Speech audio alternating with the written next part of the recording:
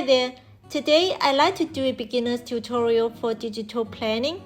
I'll use our free student planner in this demo. If you're new to digital planning, you can download our free student planner and follow along with this tutorial.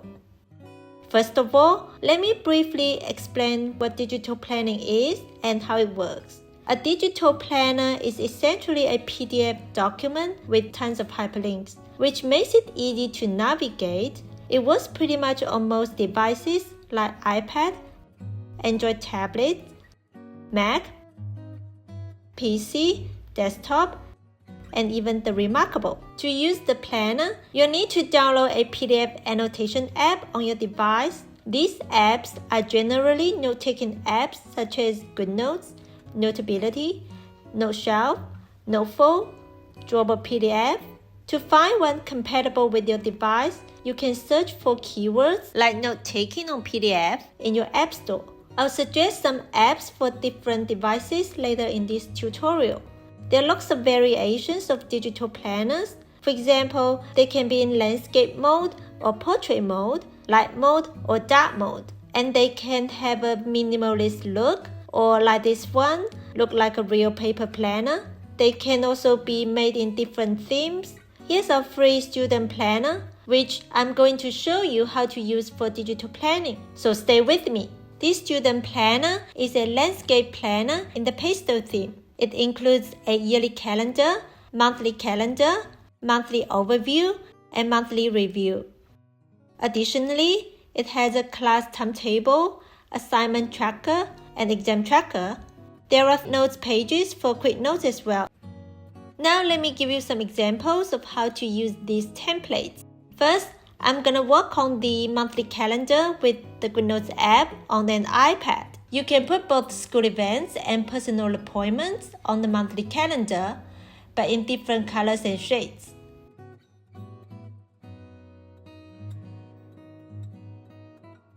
This will help you quickly sift through information. Another way you could do is to make a copy of the monthly calendar. One is for school and the other is for personal.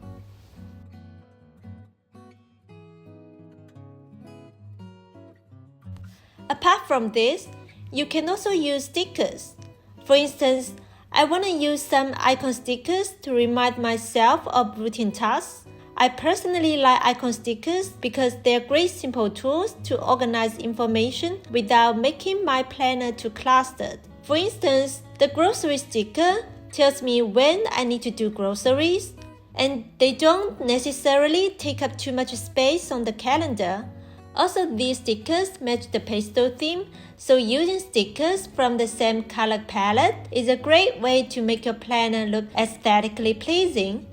Next, I'm gonna work on the monthly overview with the Noteshelf app on Samsung tablet. Here you can put your monthly goals or top priorities, break down all your tasks into school or personal. This way, you can better organize your month. On the left side, you can write down important events like due assignments or exams, etc. And on this empty note space, you can put whatever you like. Say you can put a monthly quote here or highlight of your month. Now, let's get to the academic templates. It's important to know that you can also digital plan on a computer like Mac or PC. I know some of you may not have an iPad or tablet and may prefer doing everything on your Mac or PC. In the class timetable, you can put the details of all the subjects you need to do in your semester.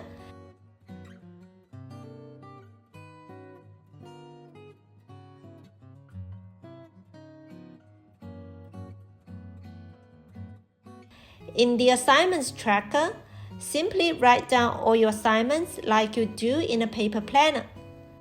The exam tracker works the same way. As you can see, I use the type tool when digital planning on my Mac or PC. You can also use the type tool on an iPad or Android tablet as well, so you don't necessarily have to get an Apple Pencil or stylus to be able to digital plan. but having a stylus does make planning on a tablet more fun and flexible. Lastly, let me wrap up with the suggested note-taking apps for different devices. Disclaimer first, the apps I'm going to suggest are not sponsors for this video. I chose these apps based on my experience and feedback from our planner users. For iPad, there are lots of great options like Goodnotes, Notability, Noteful.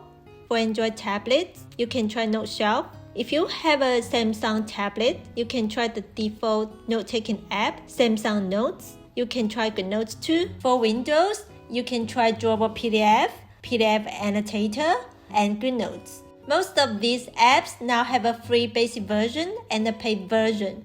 In the case of using our free student planner, the free version will work fine.